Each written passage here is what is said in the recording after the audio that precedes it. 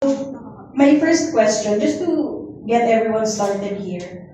The conference aligns national mangrove programs and policies, so such as PBSAP or PBSAP, the Philippines NDCs, and the 2030 Agenda for Sustainable Development. With that in mind, what makes this a critical turning point for coastal protection? And what does accountable pathways really mean and in practice? No?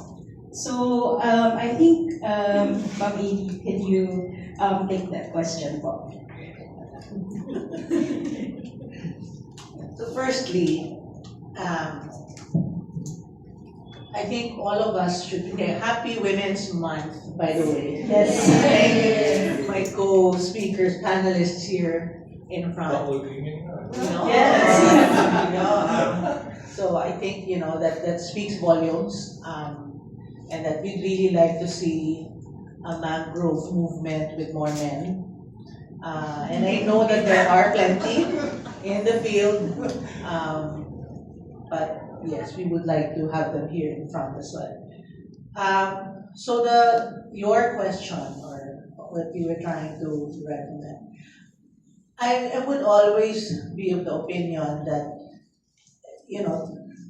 the simpler the message, the more people will understand, and the more people understand, the more they can decide whether they can throw their time, their resources, etc. behind something. So, doon pa lang sa tanong mo, meron na may PBSAP, no? At saka, ano pa yung isa? Sustainable NDC. NDC, Nationally Determined Contributions, SDG, it's not going to work. This over-addiction of hours with acronyms and things like that. So, the challenge always is, paano ba natin ito ita-translate? And this is not to,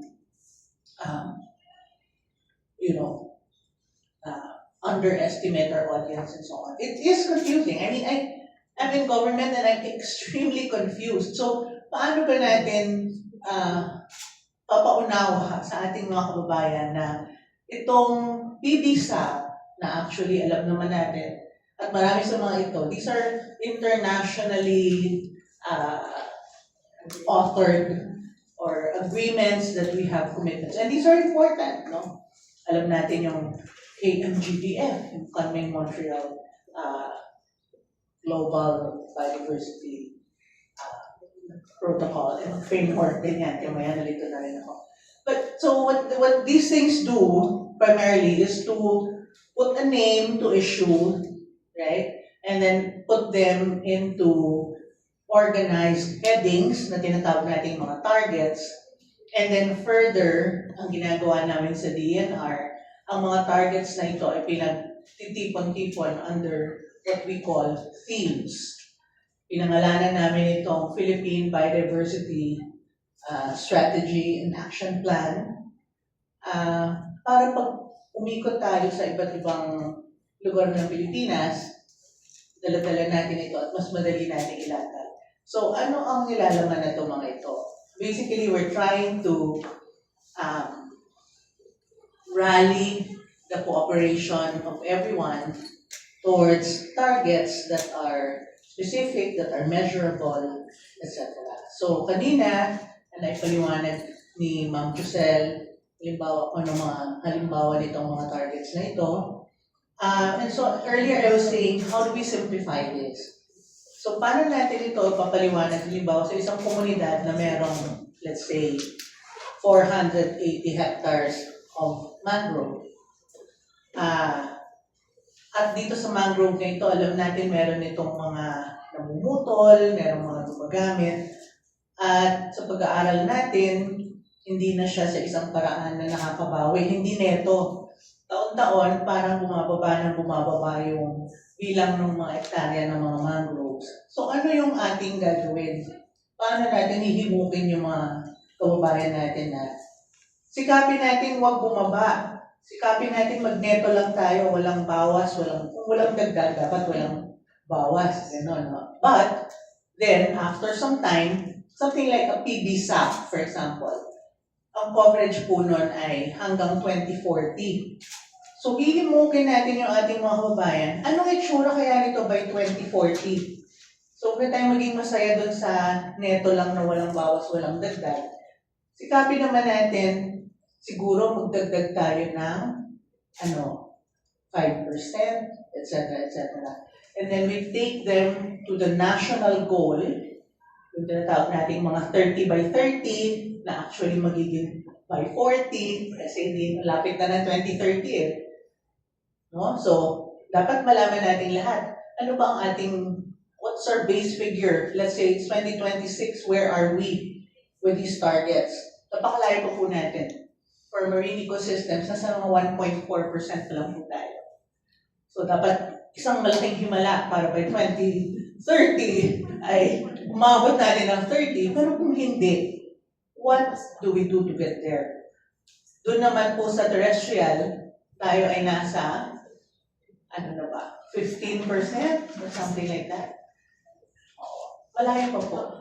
So, how do we not overwhelm our fellow Filipinos? Bagkus ay atin silang himukin para sabay-sabay natin i-hit itong mga targets na ito without losing sight of, every form of increase means corresponding restraint. Di ba po? Huwag po tayong magputol, huwag po nating sunugin, huwag po nating ulingin, gano'n. Anong ibig sabihin nito sa ating mga kababayan? Diba? So, yung mga sagot po dun sa mga tanong na yon ay nasa atin, bawat isa sa atin. Kung naglalayon tayo na umambag para ma-hit natin itong mga targets na ito, which are useful, they're very useful, but they have to be relevant to the national and to the local experience. Tama ba po nasagot ko? Sorry. But I just really want to make that pitch always of making these acronyms mean something, translate it to something that will be relevant to everyone so that we can hope that everyone understands and throws their support behind these numbers. Okay. I think we're ready to accommodate questions from the media. Yes, sir. And please state your name po and publication. Good afternoon. I'm Joel Adriano. Right now I'm with my own publication, the Asian Compass, but I used to be with the London-based SciDev for 14 years. So I just got back last year. But before working with SciDev, I actually worked with a lot of NGOs, mainly on fisheries. And in fact, I was previously with PASPO. So I was wondering, I remember with the NDC before small discussion I had with here, there's a conditional and unconditional commitment. And the conditional and the unconditional commitment was only just 2.71%, I think. And so a lot of the targets on the mangroves then, which is unconditional, is based on possible funding. Parang tinarget natin, we will reach that target if we get the funding from various sources. Now I'm wondering whether that's actually, after several years, especially now there's a funding crunch, and then we have a US president who's averse on environment. So mas nagkakagul tayo sa mas lumiit na funding, and whether that because of that, lalong humirap yung ma-reach natin yung target. Now, there's another curious part na I'm also wondering, which is attached to that. We might be, trying to portray numbers. We will look at numbers by parang reclassification eh. Kasi I remember when I was with FRMP, CRMP, USAP, at saka yung Baguio Marine Rice Council, there are areas in the country na, di ba baba na sinasabi 109 hectares, so parang down to nawala yung 91% na ating mangroves. But I was wondering, because doon sa count ng DNR doon, ang dami naming areas na pinupuntahan, hindi kasama doon sa count ng DNR eh. And then later on, tumaas tayo sa 300. I'm pretty sure yung mga dating, yung hindi counted sa Zamboanga, sa Sorsogon, na pinupuntahan namin yung area namin sa Quezon, baka na-include. So baka tumaas lang because of the reclassification, because now we have better monitoring, satellite monitoring. So, I mean, we might not be increasing the target, or we might be nearing the target on some certain aspects. But it might be, yun nga, katulad dun sa count ng mangrove, it might be just a reclassification because of improved technology. So one thing, I would like to hear your comments on that. Thank you. With all due respect, sir. So yung 311,000 na Maya data, yun yung extent ng mangrove natin. Yung sinasabi po kanina na 110 or 111,000 hectares, that's the released public lands that was transferred by DNR to BIFAR for aquaculture purposes. So yung doon sa tanong nyo na nag-increase ba siya dahil sa improved technology? Well, probably yes. But siguro, give credit din siguro po dun sa mga magigiting na komunidad na nag-rehabilitate ng area, doon sa mga magagandang ginawa ng local government na rehabilitation ng mga mangroves natin at dun sa pagbabantay ng mga bakawanan. So siguro po, ano siya maaaring improve po siya sa technology, pero kailangan po natin i-consider, magmula po ng 1990s, nung nag-decline po yung mangroves natin sa Philippines, yung actually early 1990s, unti-unti na po siyang tumataas. Dahil po sa iba't ibang, merong siguro po nung in the past may mga pagkakamali na maybe not science-based restoration, but unti-unti po yan na nakakapture ng mga tao, lalo na sa mga komunidad, na yung kalahalagahan talaga po ng mag-restore at mga laga ng mangrove. So, yun din po yung dahilan, kumbaga, from dating 259,000 hectares noong early 2000, meron na po tayong 311,000 or kasi dalawang data po yan, 311,000 based on NAMRIA data and 303,000 based on the PhilSA data. So, base po yan sa, hindi po siya lang sa technology. Base rin po yan sa mga trabaho po ng mga local government, at kahit po ang DNR, at lalo na po yung mga pusat po yung Maybe si attorney would also like to Yes. to comment on that. Yes, actually on the part naman of province of Negros Occidental, there is a significant increase in the number, in fact thousands of hectares. The 1987 data is like 500 plus hectares only, and now it's more in the 2018 data which was validated by DNR, it was around 5,100 hectares, and based kanina kasi I tried the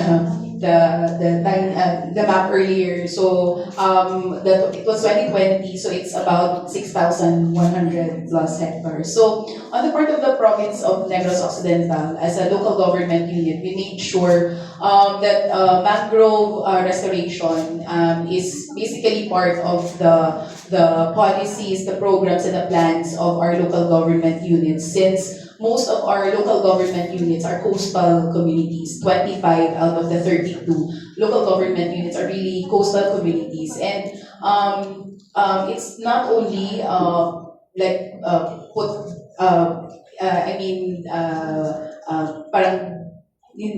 binigay sa kanila isang araw at saka ginawa nila. It was years of organizing the communities. One approach that we had is organizing inter-LGU alliances. So we have 8 inter-LGU alliances, which are really very an important arm of the provincial government, because this alliances organized geographically makes the programs harmonized. So the restoration goes beyond their political boundaries. It's harmonized in such a way that all of the gains that and achievements that they get also as community, like increased fish catch, improve their livelihood, and also opportunities for ecotourism, has impacted them as a community also. Ma'am Imelda, baka po meron din kayong i-add. Especially, we're talking about community driven efforts already po. Yes po. Sa amin po as sa community may limitation po yung aming kakayanan, may limitation yung aming kaalaman.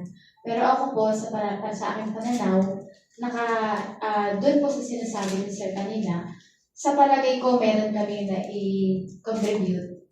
Kasi po pagdating sa mga technically medyo talagang malaki po yung pagkukulang. Pero sa amin pong pananaw, nakikita namin, nararamdaman namin na meron po kaming ambag doon sa data na sinasabi ni Ma'am. Kasi kami po ay nagsimula din sa puro community initiative, and then inaral po namin kung ano yung sa mga technical po sa about science. Unti-unti namin inaaral at hinihiling po namin iyan doon sa mga katulad po ng nasa DNR na under Green Economy Model is po kami, nagtatanong po kami sa kanila. So, hindi lang po kami nag-nursery, hindi lang po kami nag-outplant, kailangan din po namin i-monitor. Yung mga mother trees po, kailangan din namin i-assess. Kasi po, kung hindi kami matututo doon sa mga gawain iyon, paano po namin malalaman na yung pong mga effort, yung pong aming mga initiative, yung pong mga itinulong din po sa amin ng mga non-government organization, paano namin malalaman na ito po pala ay nagkakaroon ng bunga. Kaya sa amin po sa community, hindi na po kami naging palaasa mula po nagsimula kami. Kaya yung mga opportunity po na naibigay sa amin, hindi po namin ito sinayang. Inaral po talaga namin kahit pa paano. Bagamat yung pangunawa po ng ibang mga kasamahan ko, at ako din, dahil hindi ko naman inaral ng science, pero kahit pa paano po, pinapractice po namin ito. Kaya doon namin napatunayan na yung nature-based solution po na ginagawa natin is all about science. Kailangan po talaga ng science. Na noong una po talaga wala. Baliwala po sa amin yan. Pero sayang po yung effort Conservation is a long-term commitment. Parang pagiging isang magulang at pagiging isang nanay. Yung pag-aalaga ng isang anak, hindi po talaga simple. Ganon din po yung sa mangrove. At sa any ng conservation natin. Kasi po, ang isa sa naging unang project po namin is Iping Mangrove. Doon po ay pinapakita na kung ano yung parte ng isang magulang sa kanyang anak at kung ano po yung bilang isang citizen or bilang isang tao, ano po yung ating responsibilidad sa isang bakaw. At yung ano po yung naitutulong po nito sa atin. So yun po. Clarify ko lang I'm not criticizing questioning kung may effort on the ground. Yes, I was actually asking because of the reclassification, it might be will actually putting a lot of yung higher figures, probably a reclassification is half of that 300,000. Kasi in fact, I'm familiar with a lot of the mangroves because I was coming from 10 years USA and we're funding a lot of these projects before. Ako yung in charge sa pag-review nung mga nagsasubmit ng project proposal. Yes, Familiar ako. Now, I was questioning whether nagkaroon ng parang increase because of the use of technology, realizing, these are mangrove areas na hindi pala kasama. And then we have like 310, 150 pala nun, inadagdag gawa ng existing na. From from the speakers, what we're getting also is that there is already knowledge on ground, and then of course there will be technical expertise coming in to support what they know already, so that mag-harmonize yung efforts. So, Sagutin ko lang yung sir. Actually, bumaba pa nga yung bumaba pa yung data. Diba, 311,000 po yun ang RIA. 303,000 hectares lang po yung PhilSA. Kasi binalidate po yung PhilSA. So, nawalan pa tayo. Kumbaga, kasi dati, tinitreat po yan kung pamilya kayo sa pagmama, isang buong polygon, isang bulto yan. Pero nung ginawa po ng PhilSA using satellite data, may yung butas ng polygon, tinanggal po yun. So, from the NAMRIA data na 311, bumaba po siya ng 303. Hindi dahil sobrang dami ng nasirang mangrove, but of course contributory din yan. Pero, mas dun pa sa polygon na tinanggal. So, bumaba po siya. So, pag ginamit natin yung validated na field sa data na 308,000 hectares, validated na yun. So, ano yun na, bumaba siya. Pero actually, hindi siya bumaba. Dahil lang po yun doon sa polygon. As media, ano mas better use na number? Realistically po, yung validated. Kaya lang po, ang official agency po kasi ng mapping is NAMRIA. So, ang LIANAR po, ang ginagamit pa rin na is NAMRIA data. Although, there's an existing national mangrove map na 303,000. Okay, Ms. Adriana. So, on the mapping, I understand the question. We can't attribute, we don't know how much we can attribute entirely to just the advancing technology or actions of communities. So I think that's a combination.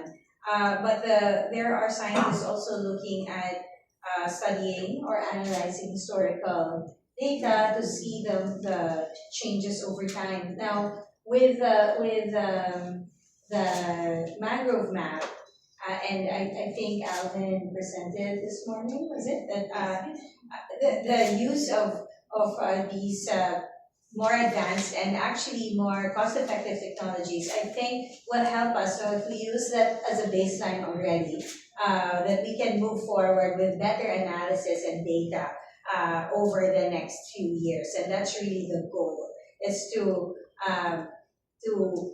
improve our data sets, to continue to improve our data sets so that we can make better decisions about restoration areas, blue carbon, etc., etc. So that's really the goal. But I think we're looking at, I think AD Marino can answer about NAMRIA and Delsa. You're putting me on the spot. Yeah, well, if anything, I would like to see a positive side to all of this, in that there's definitely more discussion nowadays.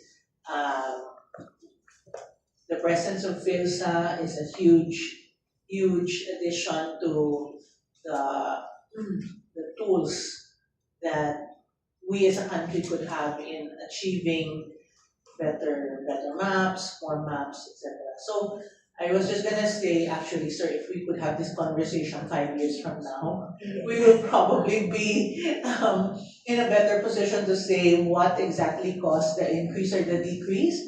Pero siguro, in the meantime, let's really take note of the fact that yun nga po, dumadami, umiigi ang teknolohiya. Alam natin, ginagamit siya para sa ibang purposes in other parts of the world. But for us,